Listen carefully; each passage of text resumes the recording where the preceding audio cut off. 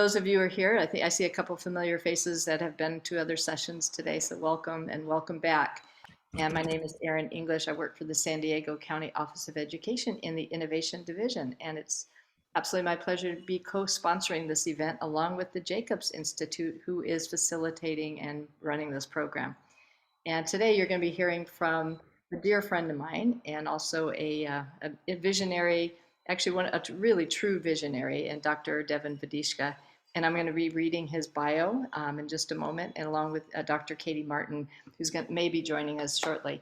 In the meantime, I'm going to let you, for those who are just joining, I want to mention that we do have the mute on everyone right now. So if you do have questions, I'll be watching the chat box. Please feel free to interact, and we will just go from there. And so it's my pleasure to be reading Dr. Vodicka's introduction. And this is what this little session's about. At Learning-Centered Collaborative, we envision a world where learners have agency, skills to collaborate with others, and opportunities to engage in solving problems that matter to them and their world.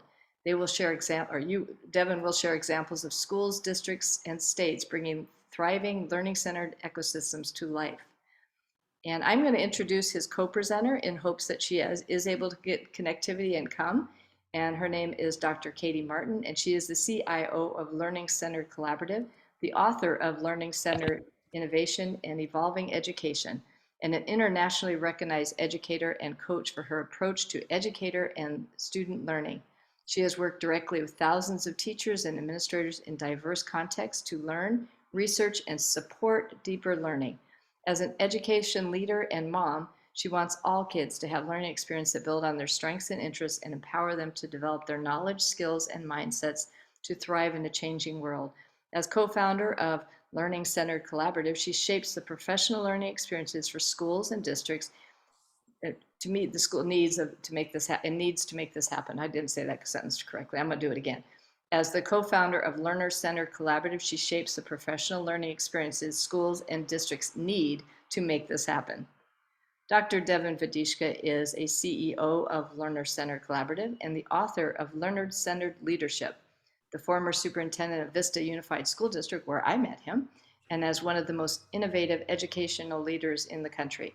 Devin has earned multiple Superintendent of the Year recognition and has been invited to the White House 9 times as both an honoree and advisor to the U.S. Department of Education.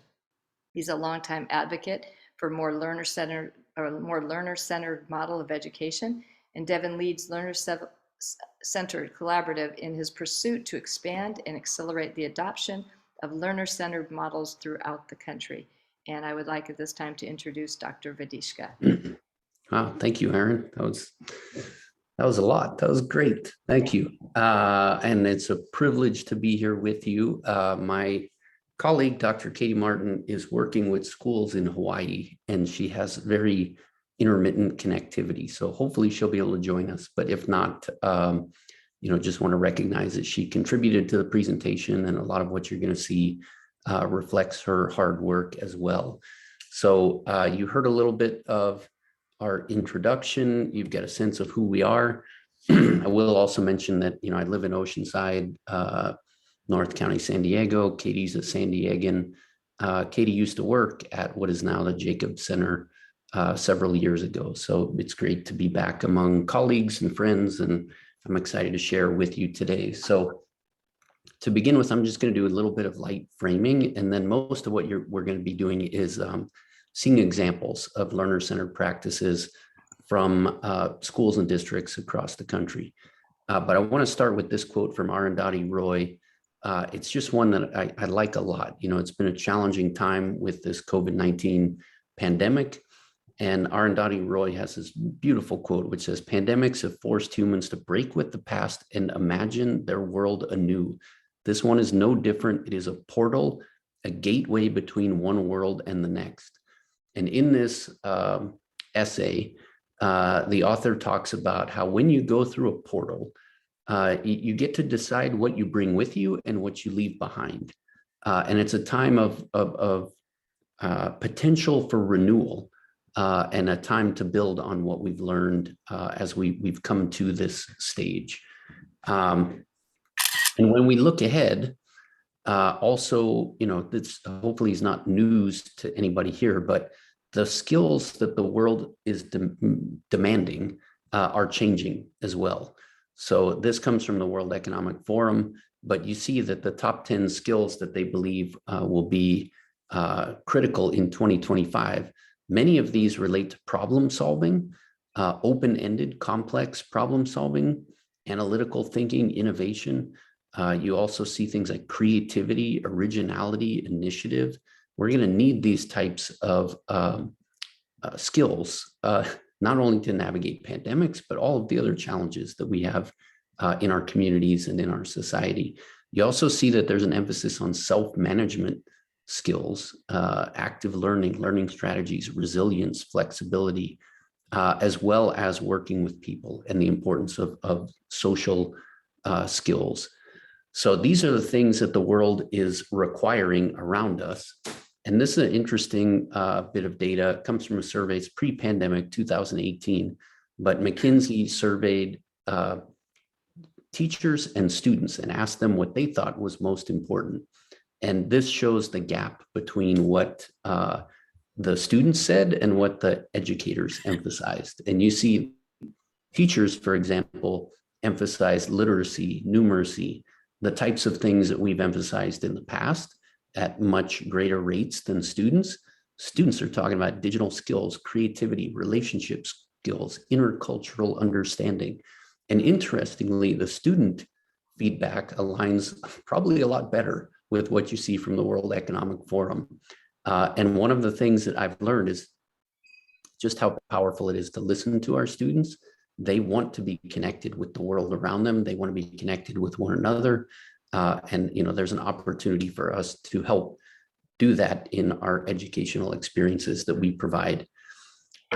This has a lot in it, but just what I would want to say here is we've gone through fundamental change in our public education system before.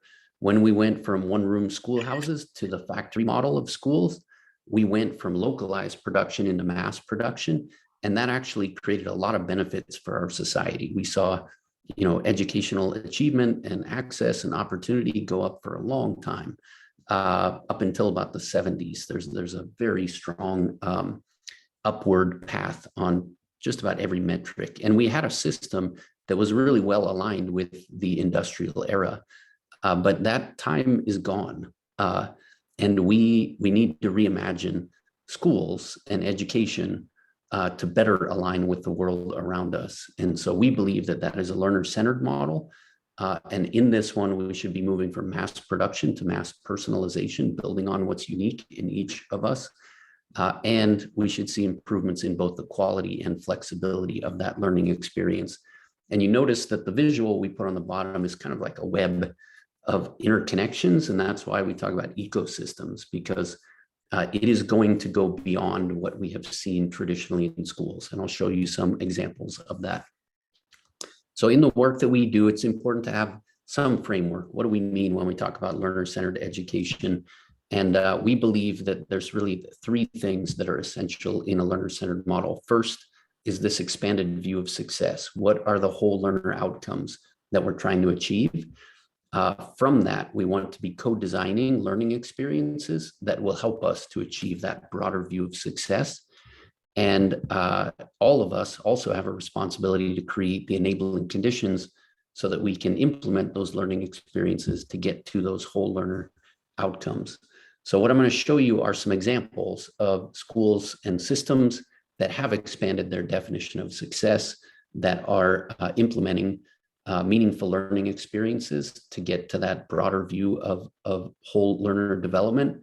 And just briefly, I'll show you a couple of interesting things that we're noticing in terms of enabling conditions.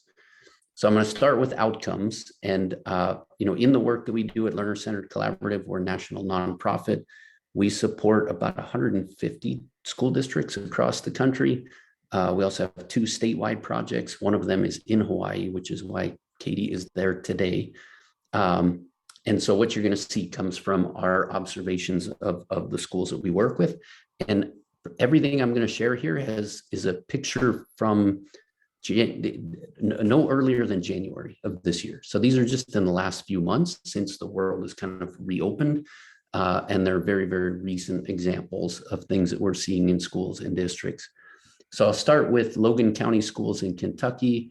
This is just north of the Tennessee state line. It is a very, very rural school district, maybe 2,500 students, K through 12. And they have developed what they call the profile of success. And you see their terms: empowered learners, communicators, global citizens, collaborators, innovators.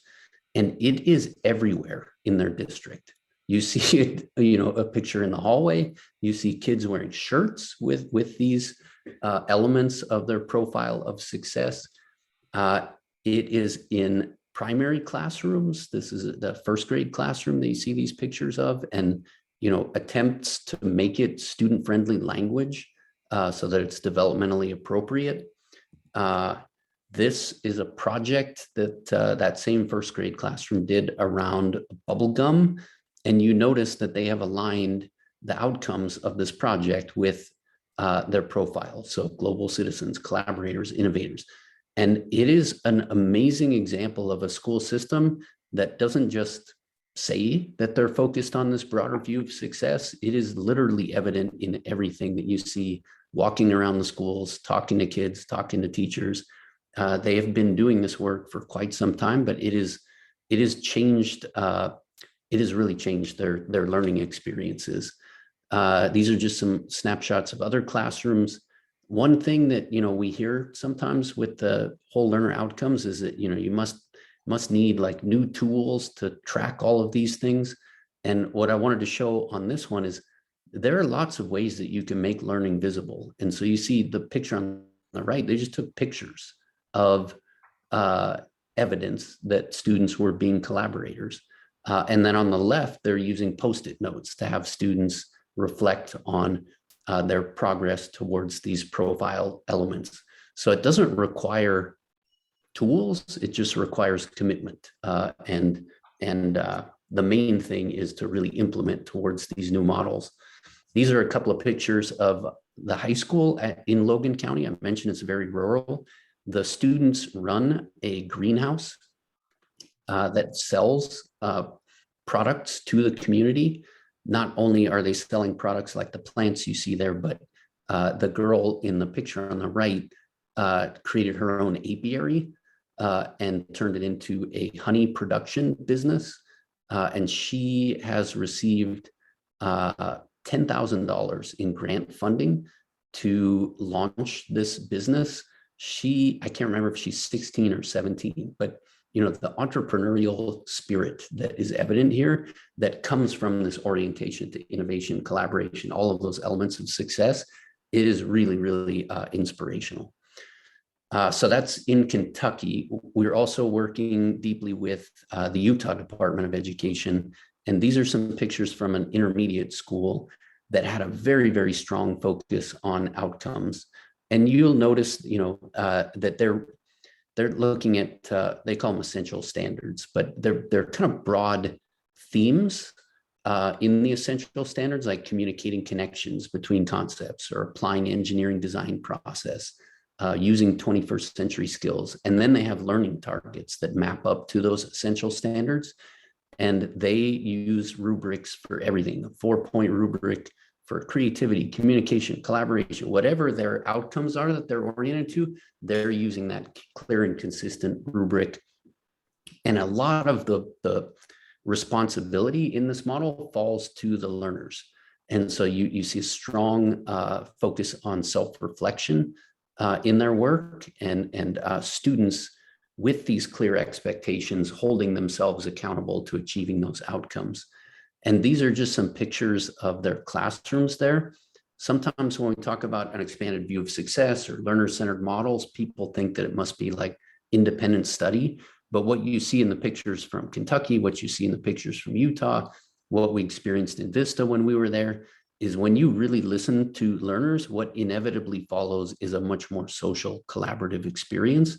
That's what students want. That's what the world needs. And along with that high level of collaboration, you also see high levels of engagement I will point out in both of these pictures, and it's not at all uncommon in learner-centered schools, there's no teacher present in these, and it's not about the teacher, it's about the students and their learning. Obviously, the teacher has worked hard to create the conditions to do this, but learning is the focus, and students being engaged in their learning is what you see. Here, these are pictures from Santa Ana. I'm getting a text from Katie, 1 second.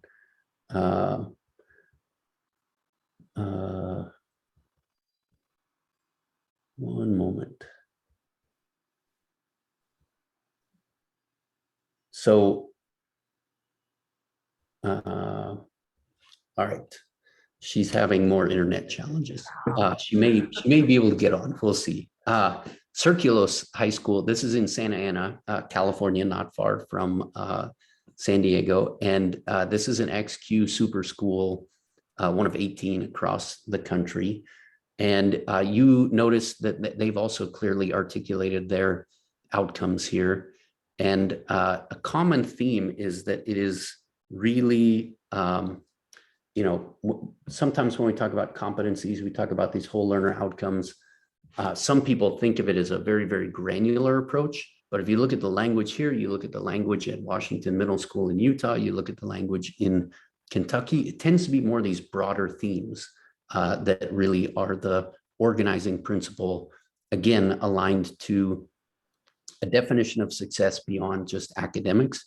So here you notice things like cultivate your voice, develop your self-knowledge, as well as some things that are a little more conventionally known, like reading critically.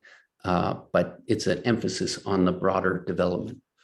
So when we think about this shift to whole learner outcomes, and going from a school-centered institutional factory model, kind of one size fits all, shifting into learner-centered, some of the things that come with that are, it's not about time, it's about what students know and are able to do, those competencies. We want to be giving feedback to learners beyond just grade point averages and standardized test scores. Students have goals and they're presenting evidence of their learning. And I, tried to emphasize this throughout, but it's not just academics, it's knowledge, skills, and habits. It's development of the whole person. It's not just individual. So as I said, it's not just independent study, it's individual and collective. The purpose of the assessment is to inform learning. So go back to Logan County with the pictures or the Post-its. It's not about ranking or sorting or selecting. It's about informing the learning. And there's not one, standardized path. There are many different ways that students get to mastery. So in the chat, there's a quick reflection for you, but if you don't mind answering this question, when you think about whole learner outcomes, what did you used to think, and what do you think after seeing a few of these examples?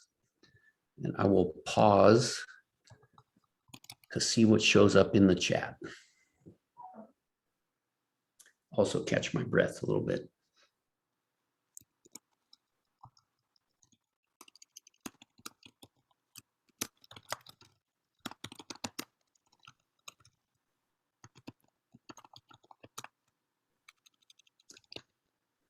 Devin, someone asked a question about repeating the question. Yep. So as it relates to whole learner outcomes, what did you used to think? What do you think now? Basically, like what's something that you noticed from this last section on whole learner outcomes?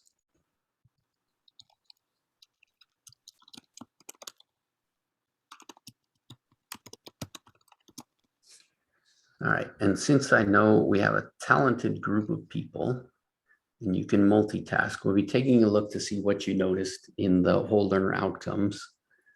And I'm going to start to share some examples of things that we're noticing in terms of learning experiences. And you saw some in a few of the photos from the last section, but this one really talks about,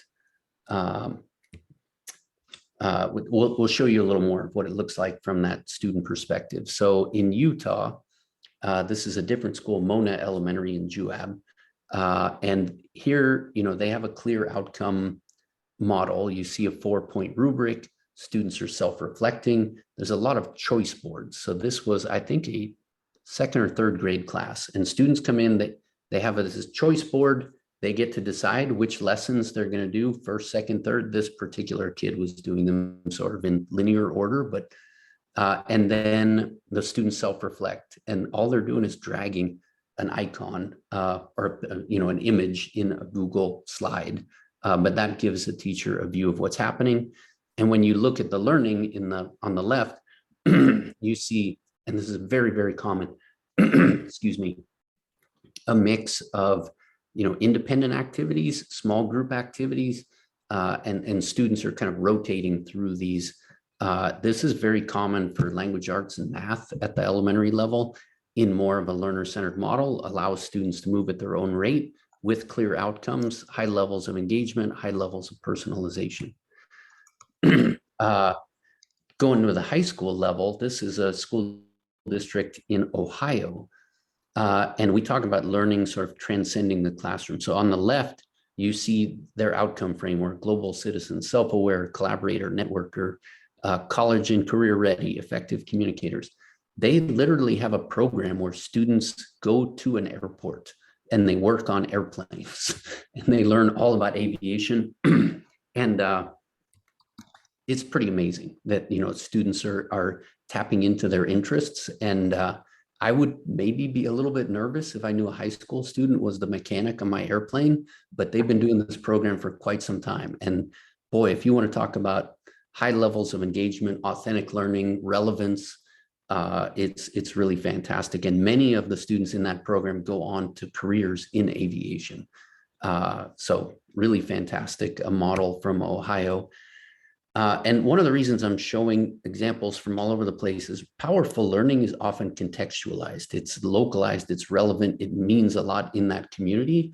So that picture in Ohio, they actually have an airport that's close to the high school, and it's something that's meaningful in the daily life of the students. Here's some pictures from a school that we work with in Oakland, California, and you'll notice in their outcome framework, they have social justice, which you don't see in every outcome framework, but this is something that is important in this particular community. And you see students, young students, setting goals and creating action plans tied to their outcome framework. So really important that the outcome models, the focus areas are things that are meaningful in your particular community. Here are some pictures from Cajon Valley School District, which some of you may be familiar with in San Diego County. They have a phenomenal World of Work program that doesn't just focus on the priority sectors, but they talk a lot about the essential skills that transcend particular career areas. And then they go deep into these priority sectors. And it might be hard to see on the screen, but bottom right of the picture on the right, it says, where could I work in El Cajon? So they're trying to tie this again to something that is very relevant and meaningful in their local environment.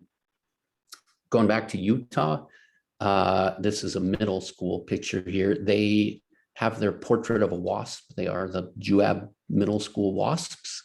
And you see the broad themes: critical thinking, communication, collaboration, creativity. And then they have sort of sub areas below that, like on the right, you see idea generation, idea design. But students come into class and they choose projects tied to these outcome themes. And so I think the kids in this picture are doing a Save the Penguin activity, where they have to design ways to save penguins by designing, it's almost like an ice preservation exercise. But again, if you look at the students in this picture, lots of collaboration, high levels of engagement, and very common to see that. Sage Creek High School, this is in Carlsbad, here in North County. They use their core values to organize their learning, and the picture of a robotics classroom, high levels of engagement, high levels of collaboration, embedded technology. We see these types of things in many places. And it's not just technology dependent. Going back to Utah, this was a high school where they created these ways of engaging. And they ask students at the beginning of each class to set a goal for how they would like to engage. And it's interesting because They don't say that you should always be driving your learning. Sometimes you should be participating. They hopefully don't want to see like avoiding or disrupting, but students set an intention and then they periodically reflect on it. What are you actually doing? You said that you were going to be investing in your learning. Is that what you're doing? You said you were going to be driving your learning. Is that what you're doing? Helps to build that self-awareness and common language around the emotional regulation as well. St. Andrew's School, this is in Maryland. They do a lot with cognitive science and try to make it really explicit, try to make the science of learning explicit. And what we know of powerful learning is that it's an emotional process as well. So they teach students not only the cognitive science or brain science around it, but strategies to calm themselves, strategies to name their fears. They use the mood meter, which is on the left, to have students identify, are they feeling positive, negative? Negative isn't the right word. It's a high energy, low energy. And so anyway, there's a lot around building that self-awareness, emotional intelligence that's embedded into the learning process. So when we really look at these learning experiences and we think about going again from a one-size-fits-all factory model, institutional, school-centered approach to more of a learner-centered one, it's about what happens in the learners, which could be in school, but could also be at the airport, could be, in the community. I showed a couple of examples of students moving at their own rates. You should move when you've demonstrated mastery. Feedback systems are not just grades. It's really tied to these outcome frameworks. There's a recognition that variability is normal and you want to build on the uniqueness of the learners. And then I showed quite a few examples of what we would call authentic, relevant, interdisciplinary learning. The brain is an interconnected instrument. And so, the ways that we've segmented, the disciplines does not actually align with what we know of deep learning. And then I showed some examples of relationships, social emotional learning. That's not just an add-on. It's not a special program. It is foundational to the learning experience. And that reflects, again, a lot of what we know from the learning sciences as well. All right, so in terms of these learning experiences, some of you put a couple of things already in the chat, but if you don't mind, use one of these two stems, either I notice something or I wonder something.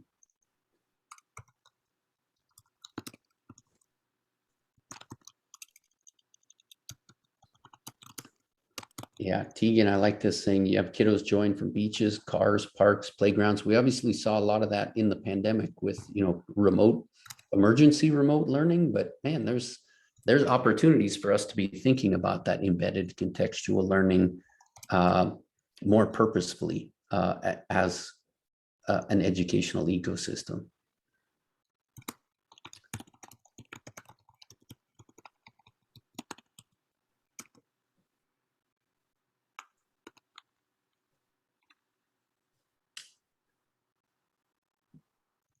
All right, so since I know that you are talented, many common themes of, collaboration, by the way, is very, very, very, very common here. Student-centered process. Yeah, how to shift the teacher's thinking. Okay, great. All right, Tegan is online. Got it. Perfect. Yeah, a lot of student choice. Choice is a way to increase motivation, ownership. It's powerful. All right, these are wonderful. I am going to shift to enabling conditions. And these are just going to be very, very quick, but hopefully they're going to spark some sense of possibility for you. So two examples about use of time. And I've written quite a bit about this on my blog, but we're so fixated on seat time in the institutional model of schooling and so focused around, segmenting the disciplines. These are a couple of examples of changes in the ways that we approach the use of time. So the one on the left is that school district in Kentucky, 4th grade classroom. They start the day with morning circle. They spend some time doing self-direction, setting goals. Teacher does some individual mentoring. They've got a special program, which, could be like music or library, something like that. But then you look at the rest of the day as rotation, first rotation, second rotation, third rotation. It doesn't say language arts, math, science, social studies. They just have blocks of time that they use for interdisciplinary learning, and is very, very flexible because of the way that's set up. Then you see at the end of the day, they have accountability time, which I love. They go back to, you set goals at the beginning of the day, you're accountable for your learning, what happened? And the students are reflecting on that. It's just built into their schedule. The one on the right from Juab Middle School, this was really fascinating. Every Friday they call it Targeted Friday. Students create their own schedule in the morning on Friday. And the teachers flex into what the students would like to have scheduled. So, the students come in and they might say, I need to work on this project, or I need some help in, this particular math assignment, but it is a student generated schedule that occurs on, it's built in real time. And it's fantastic to see that. Literally every Friday they do that. At Circulos, which is that high school in Santa Ana that we saw their competency framework before, about every 7th week, they do something that they call community week. So imagine for 6 weeks, they have a kind of like a block schedule, and then they have community week, and community week is a student generated schedule. And the students nominate topics, and then they crowdsource them, and the ones that are the most popular become the classes for that week. So we were there just, this is maybe a month ago, and you notice the Ukrainian invasion was like real current events on people's minds. And because they have this enabling condition to tap into those student interests, they can create learning experiences that are relevant, meaningful, and student driven in a lot of ways. So they're not tied to like a pacing guide. They're not tied to some of these other things because they have this flexibility. The one on the right, I think it's fascinating. Let's talk about Roth IRAs versus traditional IRAs. Students wanted to learn this. And by the way, we've done hundreds of forums with students across the country. They are really interested in being prepared for the real world. So, just because it's student interest driven, we shouldn't think that it's not going to be something that is challenging, complex, demanding. These are two examples of things that students wanted to learn more about that were happening in the world and going to help them to be successful in the world. And yes, how many adults could we go to and say, explain the difference between a Roth and a traditional IRA? We wouldn't know, but here are these kids digging into it. So flexibility in scheduling is really interesting. This one is actually my son, who just today promoted from Madison Middle School here in Vista. And they do student-led conferences. We see this a lot across the country. And that student-led conference is not just an opportunity to reflect on their academic outcomes, but you notice a picture on the right, work habits. What have the work habits been? You have to explain your evaluation. You need to set goals for what comes next. It's a way to make that whole learner process visible in a very transparent way. So I know this part I've gone really fast on, but some of the things that we see in these enabling conditions that are very common, you need to have a vision to move in this direction. And you need what I call a framework for the future: vision, mission, values, roles and responsibilities, goals, and a plan.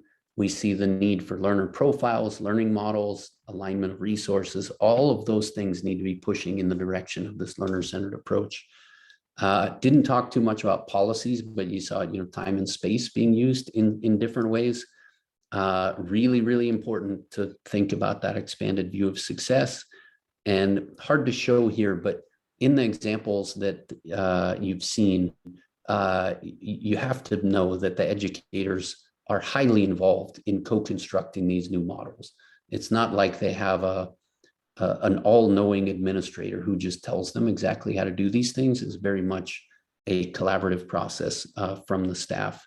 And that requires the adults to have high levels of relational trust, a lot of collaborative opportunities, because if you're developing these flexible, authentic experiences for students, it requires teamwork from the adults.